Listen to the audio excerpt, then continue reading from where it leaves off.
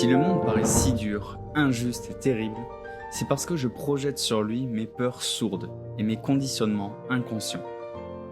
Pourquoi certaines personnes m'inspirent profondément, je les idéalise parfois, et comment se fait-il qu'à l'inverse, je ne peux pas piffrer d'autres personnes?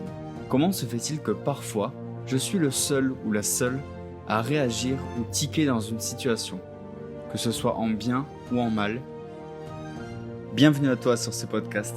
Nous sommes Élise et Baptiste, un couple d'entrepreneurs passionnés par la découverte de soi.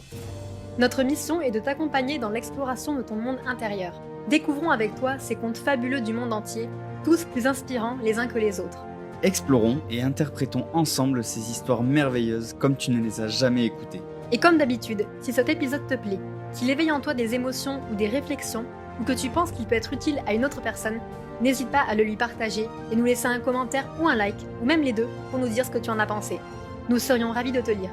Alors installe-toi confortablement et c'est parti. Bonne écoute. Il était une fois un religieux qui avait quitté sa maison et abandonné ses richesses pour enseigner la voie. On appelait cet homme le Bouddha. Un jour, alors qu'il parlait sur une place publique, un homme s'approcha pour l'écouter. Il avait entendu dire que le Bouddha gardait toujours un grand amour et une grande bienveillance pour les êtres quels qu'ils soient. Après quelques minutes à écouter les propos de celui-ci, l'homme commença à s'énerver. La bonté du Bouddha l'agaçait. Alors, il se mit à l'injurer. « Arrêtez d'écouter cet homme. Qui donc pourrait être bon sans rien attendre en retour? Vous n'êtes qu'un escroc. » Les gens furent sous le choc. Qui donc était cet homme qui se permettait d'insulter le vénérable Bouddha? Une foule de regards méprisants se tournèrent vers lui. Tout le monde le regardait ainsi, sauf une personne, le Bouddha. Il resta paisible. Il écouta cet auditeur qui hurlait de plus en plus. Lorsque l'homme eut fini et qu'il reprit son calme, le Bouddha lui demanda alors : « Si tu fais un cadeau à un homme et que cet homme n'en veut pas, que fais-tu de ce cadeau ? » Je le reprends. De la même manière, si tu adresses des injures à une personne et que celle-ci ne les reçoit pas, tu peux les remporter. Celui qui ne reçoit pas ton cadeau ne peut pas être ébranlé. Celui qui jette la poussière contre quelqu'un dans le sens opposé au vent ne salit pas l'adversaire, mais son propre corps. De même, quand on fait une mauvaise action, c'est à soi-même qu'on fait du tort. Sur cela, l'homme repartit dans la foule et le Bouddha put continuer son intervention.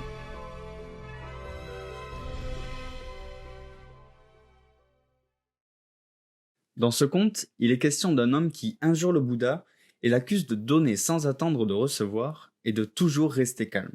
La morale de ce conte est plus profonde que il ne faut pas insulter les autres personnes sous peine de se blesser à soi-même et donc de salir son image. Bien sûr, tout ça c'est important, mais je trouve magnifique dans ce conte, c'est qu'on puisse pousser la réflexion plus loin que ça. Le Bouddha s'exprime devant plusieurs spectateurs, tous très attentifs à ce qu'il dit. Et quand l'homme arrive et observe le Bouddha, qu'il prend le temps de l'écouter, son attitude à force, elle l'agace, parce que ça lui renvoie à sa part d'ombre en lui-même. Cette part qu'il a envie de cultiver, et qu'il sait qu'il a du mal, et c'est ça qui l'énerve au plus profond de lui. Il aimerait pouvoir ressembler au Bouddha, être calme, donner sans attendre de recevoir, mais ça l'énerve, parce qu'il sait intérieurement qu'il laisse son impatience dominer, au détriment de sa volonté. Il a envie de lui ressembler, mais il n'y arrive pas, et c'est ça qui l'agace dans le fond. Alors la question qu'on peut se poser maintenant, c'est pourquoi l'homme a réagi ainsi à la vue de Bouddha.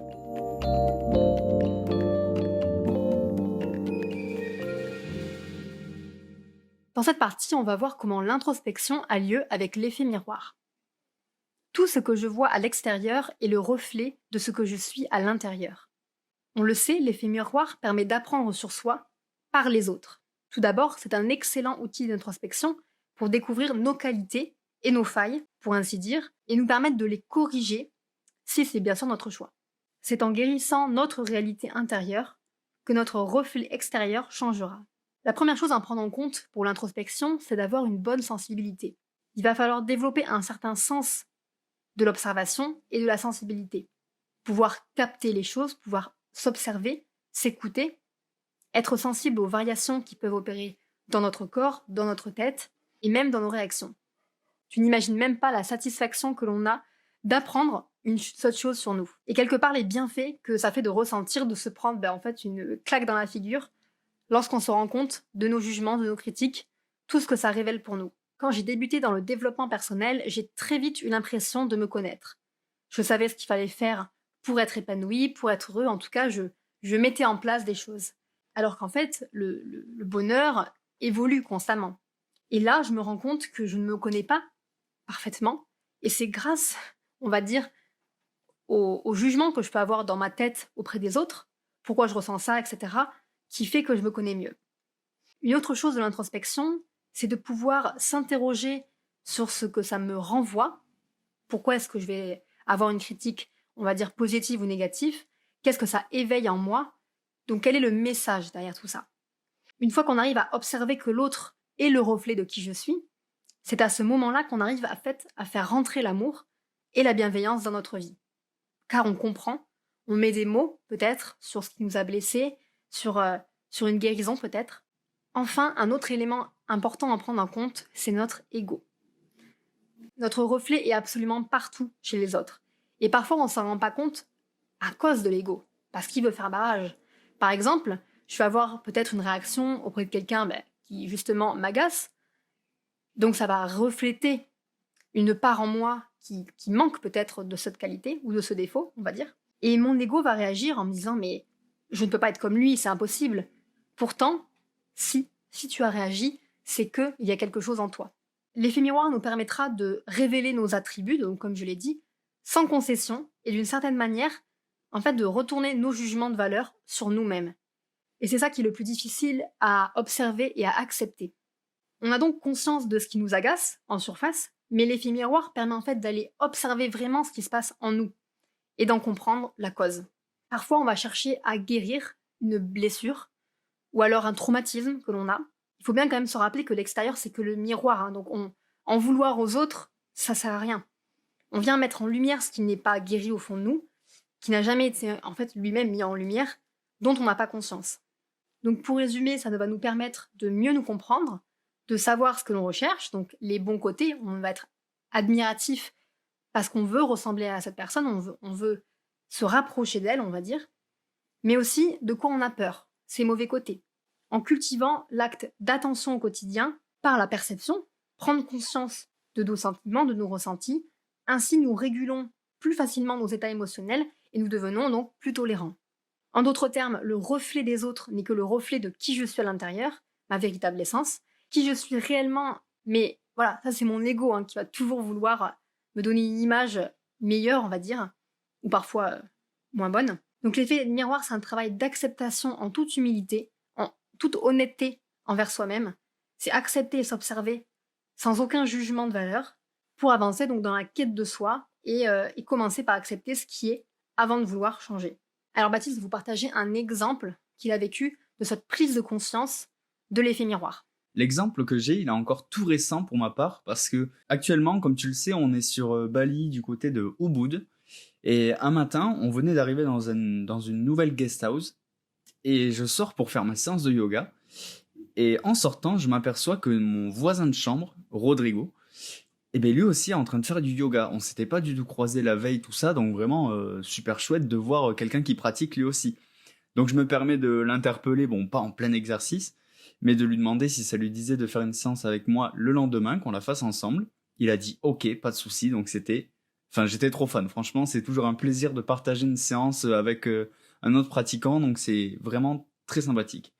Et au passage, je tiens à le remercier encore parce qu'il m'a permis énormément de progresser. Je sais pas s'il écoutera ce podcast ou non, mais parce que ça fait 10 ans qu'il en fait quand on s'est rencontrés et il m'a permis de m'améliorer tant sur le plan pratique que compréhension de cette philosophie de vie qui est vraiment extraordinaire. Donc, me voilà le lendemain matin, comme prévu, je sors avec mon tapis et lui aussi il sort de sa chambre et on débute la séance. Donc on débute la séance par une méditation habituelle pour se recentrer sur soi-même et ensuite on débute les exercices. Et là, un truc de fou. Pendant toute la séance, j'ai eu l'impression qu'il me faisait la gueule, sans comprendre pourquoi. En fait, il semblait pas énervé, ni en train de souffrir ou de s'ennuyer. Il était simplement de marbre. il avait aucune expression, ni souriant, il était simplement de marbre. Et ça m'a fait bizarre parce qu'il était si souriant quand on a discuté la veille, que là, d'un coup, le voir comme ça, je me suis dit, il y a peut-être quelque chose qui va pas, ou tout ça. J'ai commencé un petit peu à tiquer là-dessus. J'ai commencé ensuite à avoir des pensées en mode, il s'emmerde avec moi, ou qu'est-ce que j'ai fait? Peut-être, en fait, direct dans qu'est-ce que j'ai fait, comment ça se fait que, pourquoi ce changement brutal? Donc bien sûr, j'ai pas interrompu la séance pour ça et j'ai continué d'y réfléchir dans ma tête pendant tout le long de la séance. Et les seuls mots vraiment qu'il prononçait, c'était uniquement pour guider la séance et annoncer des changements de posture. Mais sinon, aucune expression, aucune émotion, aucun sourire, rien du tout. Donc c'était vraiment très bizarre. Donc la séance est continue et j'arrête pas de m'interroger sur le sens de tout ça. Qu'est-ce que ça veut dire? Donc toujours avec bienveillance. C'était pas du tout dans l'optique qu'est-ce qu'il a celui-là, il se permet quoi ou tout ça. L'idée, c'était pas de l'accabler ou de savoir si j'ai raison ou tort de penser ça, alors que de toute façon, je ne le connais même pas. Si ce n'est la veille, on a discuté 2 minutes pour échanger ces infos pour la séance d'aujourd'hui. Par contre, ce sur quoi je me suis concentré, c'est pourquoi. Pourquoi ça m'a dérangé chez lui, et pourquoi ce détail en particulier. C'est toute cette succession de pourquoi que j'ai mis en place dans mon esprit. Donc, ce n'est pas quelque chose de mauvais en soi, il ne m'a pas insulté, il ne se comporte pas mal envers moi, alors pourquoi j'ai tiqué? Ensuite arrive la fin de la séance, on s'allonge pour méditer à nouveau et ancrer toute la séance dans notre corps, puis on se salue et nous remercions mutuellement avec un namasté, comme normalement les bonnes séances de yoga. Et à ce moment, il me sourit et on reprend notre présentation de la veille. Donc c'était un mec génial, un Mexicain qui revenait d'Inde, il était passionné par le yoga et la musique, c'était un enseignant sur Paris, la tête remplie de rêves, enfin, vraiment hyper intéressant. Mais cette idée, elle a continué à me trotter dans la tête. Je ne suis pas du tout du genre à juger qui que ce soit, mais pour autant j'ai eu ce truc dans ma tête et je compte pas le laisser s'échapper comme ça. Quelques heures plus tard, je prends ma douche, tout ça, je m'installe devant mon ordinateur pour commencer à travailler, j'enfile mes écouteurs, je me concentre, et à ce moment-là, j'ai compris, j'ai eu un espèce de déclic. En fait, quand j'ai recherché l'inspiration, j'ai relevé la tête et je me suis regardé dans le miroir sans prêter attention. Et en fait, dès que je me suis vu, j'ai vu la même expression sur mon visage que sur mon très cher voisin de chambre pendant la séance de ce matin. Et c'est à ce moment-là que j'ai compris. En fait, ce qui m'a dérangé, ce n'est pas le fait qu'il était de marbre vis-à-vis de moi, mais l'image qu'il me renvoyait. Ce fameux effet miroir comme on a commencé d'aborder. Ce qu'il y a eu, c'est qu'il était parfaitement concentré, là où j'étais, moi, pas à 100% focus, parce que je faisais ce matin-là. C'était sûrement l'excitation de pratiquer à deux, alors que je pratique seul généralement. Et c'est à ce moment que j'ai compris que je m'étais pris un énorme coup d'effet de miroir. Dans le fond, on était pareils tous les deux. On voulait donner le maximum de nous-mêmes dans cette séance. Peut-être que lui aussi était content d'exercer à deux, et de toute façon, je pense que c'est toujours un plaisir d'exercer dans cette sphère-là à deux, de partager un moment ensemble. Et ce qui m'a dérangé au fond, c'est que je n'ai pas su contrôler mon enthousiasme, alors que lui, oui. Comme si je n'acceptais pas, compte tenu de la situation, qu'on puisse être aussi de marbre et concentré sur sa pratique, alors qu'en réalité j'aspirais à faire la même chose. C'est ce dont j'avais besoin, de me concentrer comme ça, de réussir à être focus. Donc finalement c'était plus une inspiration à être comme lui. Alors que ce mec, dans le fond, il était comme moi. Quand on a discuté ensemble après la séance, il était content de me rencontrer, d'avoir partagé la séance, et il a réussi à faire la part des choses en temps voulu, alors que moi non. Donc c'est cet état que je lui ai reproché au fond de moi, parce que je n'y arrivais pas sur l'instant, alors que c'est ce que je désirais. C'était pas ce qu'il faisait, être de marbre, qui m'inspirait, c'était ce qu'il était. Le côté concentré, de réussir à faire la part des choses, le côté focus. Et c'est ça en fait que je me suis, je pense, intérieurement reproché et que j'ai rejeté directement la faute sur lui, parce que pour ça, les humains, on est très fort de rejeter directement la faute sur les autres et surtout pas se sentir responsable de la situation. Et c'est ça toute la puissance de l'effet miroir, c'est de comprendre et de réussir à analyser pourquoi la personne me renvoie cette image en moi, puisque le principe de l'effet miroir, c'est que le monde qui nous entoure n'est que le reflet de notre monde intérieur. Je vais vous partager un exercice afin de mettre en pratique l'effet miroir pour vous. Ça s'appelle le jeu des critiques. Alors, bien sûr, cet exercice, vous le faites de votre côté. Vous pouvez faire dans votre tête ou avec un papier et un stylo. Mais bien sûr, vous n'êtes pas du tout obligé de divulguer ce que vous écrivez. C'est vraiment pour vous. Donc installez-vous bien. Premièrement, je vais vous demander de penser à une personne avec qui vous n'avez pas d'affinité. Une personne qui a tendance à vous agacer, à vous énerver. Donc prenez le temps. Ça peut être quelqu'un dans votre entourage, ou alors quelqu'un sur les réseaux sociaux, une célébrité, bon, quand même quelqu'un que vous connaissez un petit peu quand même. Dès que c'est fait, je vais vous demander de penser à 3 critiques négatives sur cette personne.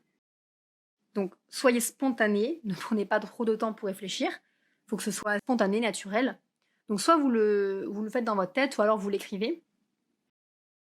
Dès que c'est fait, donc vous pouvez mettre sur pause si c'est le cas. Ensuite, pensez à une personne que vous admirez ou que vous appréciez, donc dans votre entourage toujours, ou sur les réseaux sociaux, ou quelqu'un de connu, etc. Et là, vous allez écrire 3 critiques positives sur cette personne.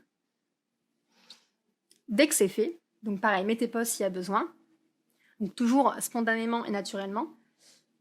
Maintenant que c'est fait, vous allez repenser à la première personne, donc celle qui vous agaçait, et vous allez écrire 3 critiques positives.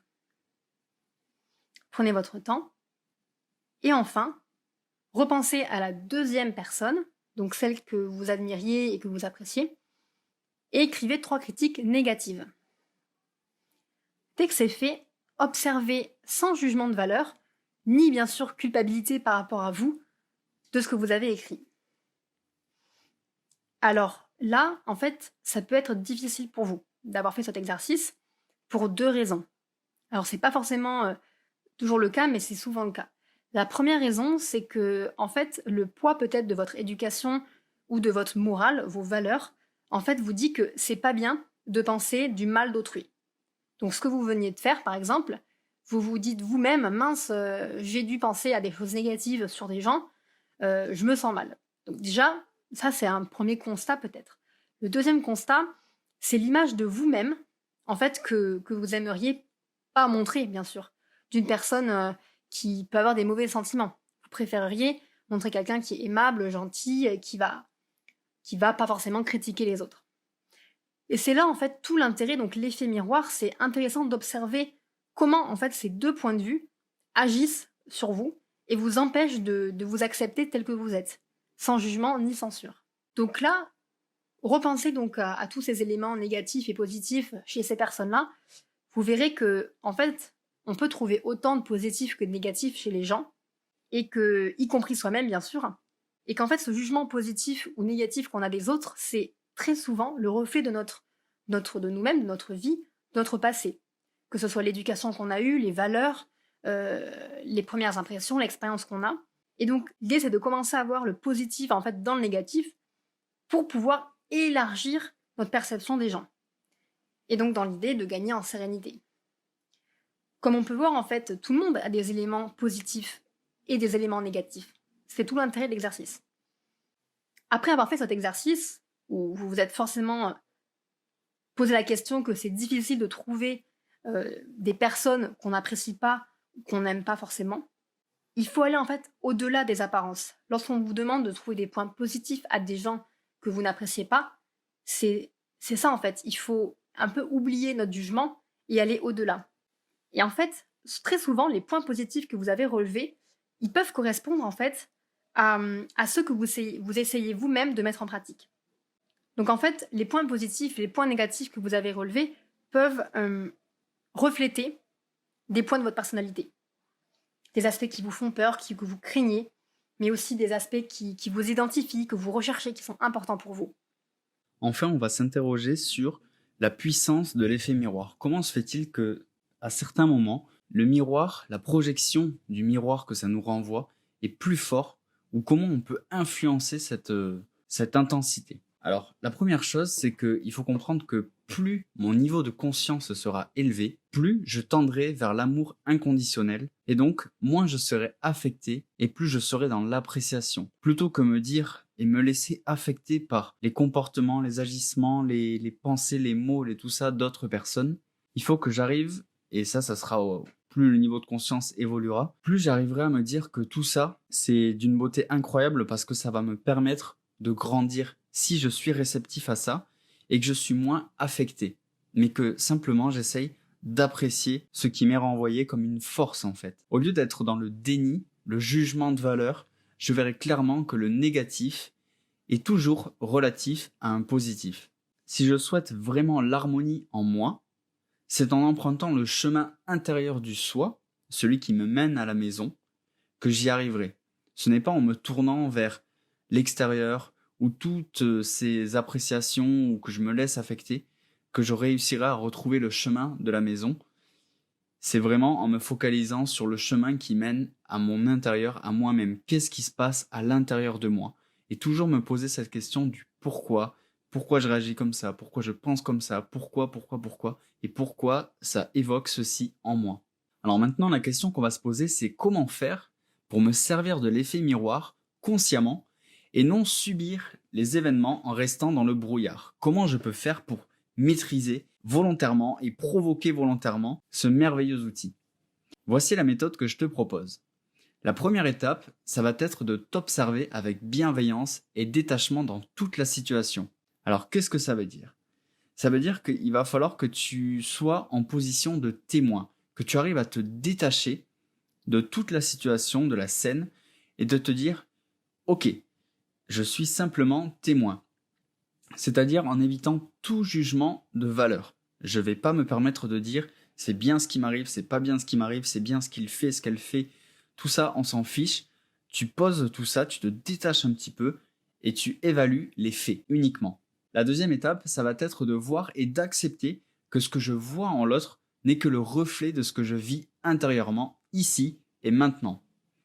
Mon jugement de valeur, lui, il dépend entièrement de multiples paramètres comme mon éducation, mon humeur, etc. Cela, ça fonctionne aussi pour les situations que je vis. Donc, commencer par reconnaître ce phénomène et me l'approprier. Bien sûr que ça ne sera pas facile car c'est à l'encontre de tout ce qu'on a appris dans la plupart des cas où on te dit tu ne dois pas juger, tu ne dois pas faire ci, tu dois rester intègre, gentil, honnête, souriant avec les personnes, tout ça, tu dois surtout pas penser de mal de ces personnes-là. Mais le travail, ça va être de justement essayer de déclencher des déclics en nous. Pas du tout d'apporter un jugement sur une personne, mais essayer de voir et se poser vraiment la question en quoi son image me renvoie quelque chose en moi, et c'est le meilleur moyen d'en apprendre plus sur ce qui se cache au fin fond de moi. Ensuite, la troisième étape, ça va être de remercier intérieurement la situation que tu vis, les personnes qui sont impliquées, et même toi, pour avoir créé ce magnifique cadeau d'évolution de conscience. Et même quand c'est douloureux, même quand tu vas le voir en pratiquant, et je te souhaite vraiment de pratiquer ce merveilleux outil, que des fois, tu vas te prendre, comme on disait, des coups de miroir qui peuvent blesser, qui peuvent te faire mal. Mais après tout, tu es là pour ça, tu es là pour te découvrir aussi, tu es là pour faire jaillir ces pensées, ces événements et ces parties de toi qui sont restées trop longtemps enfouies, et tu es là pour ça, pour apprendre à te connaître. Et donc bien sûr que des fois, il va y avoir des trucs qui vont remonter, qui vont pas faire plaisir, mais réussir à vraiment remercier tout ça, c'est se tourner vers la lumière le plus tôt possible. La quatrième étape, ça va être de me poser la question cruciale de savoir si je vis cette situation où je porte des jugements de façon récurrente à travers une autre situation ou personne similaire. Savoir en fait si ce que je vis, c'est vraiment ce que je pense et ce que je ressens, mais est-ce que tout ce cheminement de pensée, est-ce qu'il provient vraiment de moi ou est-ce que j'ai été influencé dans ce mécanisme-là? Ce qu'il faut se dire, c'est que si à chaque fois que je me permets, en croisant des personnes dans la rue, de dire oh là là, lui il est moche, elle est moche, ou en fait, si c'est vraiment des jugements qui reviennent tout le temps, de se dire oh là là, elle est mal habillée, il est mal habillé, ou tous ces trucs-là, en fait, si c'est vraiment récurrent, si la réponse est oui, si toi aussi tu as des jugements comme ça qui te viennent de façon récurrente, systématique, tout le temps, eh bien malheureusement, c'est que tu es sous l'emprise d'une programmation émotionnelle via un traumatisme du passé qui, la plupart du temps, est la source de tout ça. C'est une névrose. Au final, peu importe la source apparente, ce qu'il faut te dire, c'est que tu en es l'auteur originel de toute façon. C'est pas un mal en soi. Il n'y a vraiment pas à paniquer là-dessus. Tout va bien, rassure-toi. On va mettre tout ça en ordre. Donc dans ce cas, ce qu'il faut, c'est que tu te poses honnêtement la question suivante. Est-ce que je suis dépendant ou dépendante de ce phénomène? Est-ce que je le maîtrise? ou est-ce que je ne le maîtrise pas à chaque fois? C'est cette pensée, j'arrive pas à l'interpeller ou ce jugement, j'arrive pas à l'interpeller à chaque fois, j'ai vraiment ça qui me vient à l'esprit. Est-ce que tu as envie de t'en défaire? Ça peut être aussi quelque chose que finalement tu es fier. On parlait d'aspects négatifs, de jugements négatifs, mais peut-être que tu peux aussi être inspiré à chaque fois d'une personne, tu te dis waouh, elle a de jolis cheveux, elle a un beau sourire, elle a une belle éloquence. Et peut-être que tu n'as pas envie de t'en défaire, de prêter attention à ces particularités-là, et que ça te va très bien comme ça. Mais malheureusement, si c'est encore le cas, que oui, tu as envie de t'en défaire, alors il existe différents outils qui sont très efficaces. On n'aura pas le temps de les aborder là de suite dans cet épisode, mais je peux t'en citer quelques-uns. Les meilleurs, ça va être l'auto-guérison, la déprogrammation ou reprogrammation par transmutation directe. Et tout ça, tu trouveras plein d'informations, mais il y a énormément de choses qui passent par la prise de conscience de langage, de comportement, et ce fameux chemin de pensée, de tout le temps se dire pourquoi. Une fois que j'arrive au bout de mon pourquoi, c'est comment. Et c'est comme ça que tu arriveras à en apprendre beaucoup plus sur toi. Il y a ensuite le 5e point qui est de se déshabituer. Donc pour se déprogrammer, de se permettre de juger tout le temps de ce qui est bien ou ce qui est mal, ce qui est bon, ce qui est mauvais, ce qui a plus ou ce qui est plus et donc ce qui est moins à l'inverse. Autrement dit, tous ces jugements de valeur qu'on peut porter sur des personnes ou des choses, tout ça c'est que des projections culturelles, des formatages égotiques, on appelle ça, ou des formatages transitoires. Seul mon ressenti, mes préférences, mes choix de cœur, eux, ils ont un véritable sens et ils sont l'indice pour trouver ou confirmer ma voie dans l'expérimentation de ce que je suis réellement. Je ne peux pas me laisser influencer par d'autres facteurs. Il faut que je me focalise sur mon ressenti, mes préférences et mes choix de cœur. Vraiment écouter ce qui résonne en moi, ce qui vibre en moi. C'est comme ça que j'arriverai à trouver vraiment ce que je suis réellement. Et enfin, le 6e point, c'est rendre grâce à soi-même pour tes facultés créatrices de manifestation infinie. C'est prendre conscience que justement tu as une conscience qui te permet de déclencher cet effet miroir, de te dire voilà, je prends conscience et c'est magnifique parce que tu peux en apprendre énormément sur toi grâce à celui-ci. Et c'est vraiment une faculté incroyable, donc remercie-toi infiniment pour cela.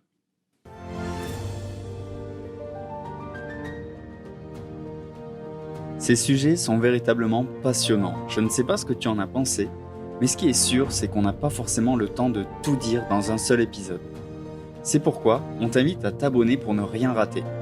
On te remercie et on est vraiment très fiers que tu sois encore parmi nous à cet instant. Cela prouve que ce sujet a fait écho en toi, que tu comprends l'importance de mettre en lumière tous ces mécanismes qui nous composent. Si cet épisode t'a plu, qu'il a éveillé en toi des émotions ou des réflexions, n'hésite pas à nous le partager en commentaire. On serait ravis d'avoir ton avis là-dessus et d'échanger à ce sujet avec toi.